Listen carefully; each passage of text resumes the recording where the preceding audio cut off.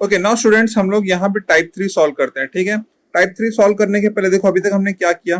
The first thing we did was, देखो हम लोग ये हमारा पास पहला क्वेश्चन में गिवन सर्किट था, ये क्वेश्चन में गिवन सर्किट था, फिर हम लोग सिंप्लीफाई करें एंड उसको फर्दर सिंप्लीफाई करें, ठीक है, 1 2 एंड 3। लेकिन अभी जब हम लोग को पूछा है कि भाई 10 होम में कितना करंट है, 10 होम में कितना करंट है जब पूछा है, तो हम लोग को रिवर्स में स्टार्ट करना है, ऊपर से नहीं, पहले फर्स्ट इसको सॉल्व करना है, सेकंड एंड थर्ड, ऐसा करके हम लोग को रिवर्स में जाना होगा, ठीक है। ओके तो वो चलो करते हैं हम लोग। सबसे पहले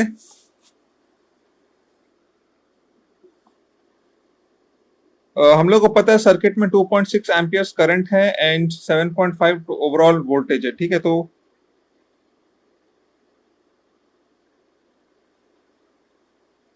हम लोग को पता है जो रेसिस्टर में भी 20 वोल्ट ऑफ करंट रहेगा, जो 7.5 ओम रेसिस्टर है उसमें भी 20 वोल्ट्स ऑफ करंट रहेगा, ठीक है। और 7.5 बना कैसा है, वो दो रेसिस्टर मिलके बना है एंड वो दोनों रेसिस्टर एक दूसरा का पैरेलल है। 7.5 कैसे बना है, 15 ओम का दो रेसिस्टर कंबाइन होके 7.5 बना एंड ये दोनों रेसिस्टर एक दूसरा का पैरेलल है। दैट मींस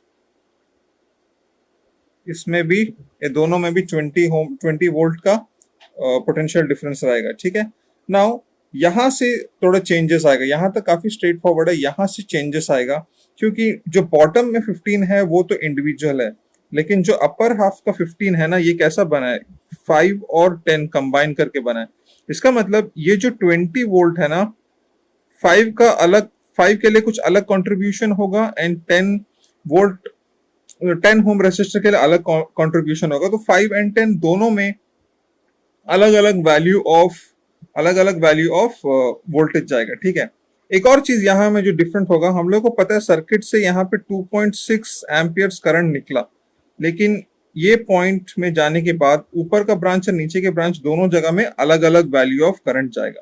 तो हम लोग को सबसे पहला चीज फाइंड करना है कि ऊपर और नीचे के ब्रांच में जो डिफरेंट वैल्यू ऑफ करंट है वो कितना है। वंस वी नो दैट, उसके बाद हम लोग रेसिस्टर में वोल्टेज कितना है वो फाइंड कर सकते हैं।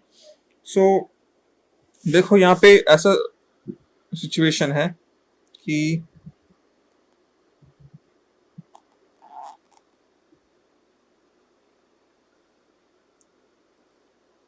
यहां से 2.6 आया एंड यहाँ पे स्प्लिट हुआ I1, यहाँ पे स्प्लिट हुआ I2, ठीक है। अभी हम लोग को फाइंड करना है I1 I2 कितना है। गिवन I है आपके पास 2.6, तो अगर आपको I1 फाइंड करना है तो सिंपल है, V is equals to IR। अगर हम लोग को I1 फाइंड करना है, यानी ऊपर के ब्रांच में कितना करंट जा रहा है वो फाइंड करना है, देन ऊपर के ब्रांच में वोल्टेज कितना है 20, करंट हम लोग को फाइंड करना है एंड ऊपर के ब्रांच में रेसिस्टेंस कितना है, दैट इज ऊपर के ब्रांच में रेसिस्टेंस है 15, तो I कितना हो जाएगा 20/15, दैट इज 1.3 एम्पियर्स। ऊपर के ब्रांच में है 1.3 एम्पियर्स, ठीक है। नाउ हम लोग ऊपर के ब्रांच में I1 जितना है उसका वैल्यू मालूम चल गया 1.3 एम्पियर्स, यानी यहाँ पे जो 5 एंड 10 होम रेसिस्टर है दोनों में 1.3 एम्पियर का करंट जा रहा है। अभी आपसे पूछा है 10 होम में वोल्टेज कितना है, चलो वो देखते हैं। सो सर्किट फिर से देखो, अभी हम सिर्फ ऊपर का ब्रांच बना रहे हैं, बाकी सब हम इग्नोर कर रहे हैं। देखो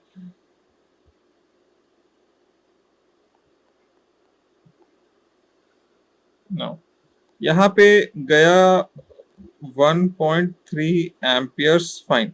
नाउ इसमें ओवरऑल वोल्टेज तो है 20 वोल्ट्स का, लेकिन हम बोला क्या 20 वोल्ट्स दोनों में अलग अलग तरह डिस्ट्रीब्यूट होगा, ठीक है।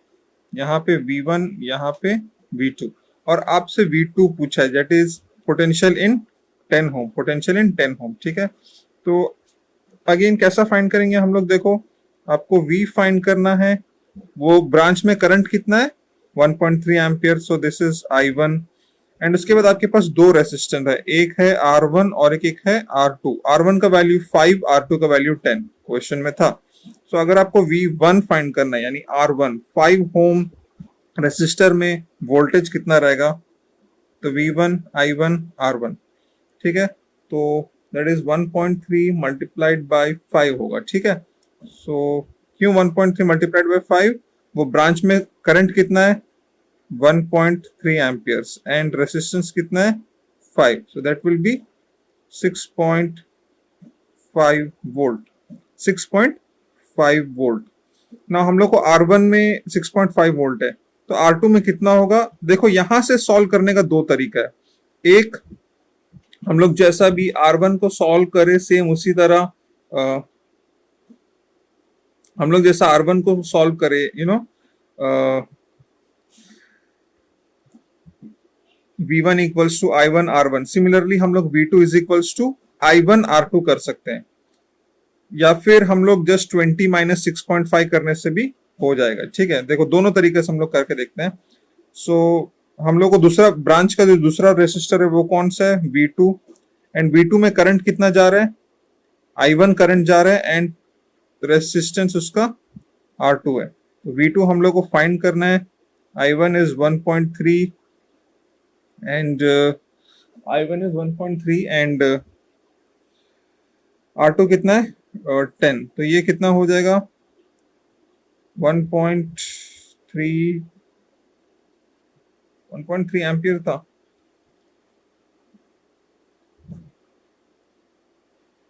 अब 1.3 इंटू 10 तो कितना हो जाएगा ये 13 वोल्ट्स का, ठीक है। सो 13 प्लस 6.5 ऑलमोस्ट आपका 19.5 वोल्ट आ रहा है। तो एक्चुअल में करंट जो है 13.3 था। So just 333 if you keep on doing it आपको मिल जाएगा टोटल ओवरऑल। सो या क्लोज इनफ, ठीक है। तो ऐसे होता है दोनों सम।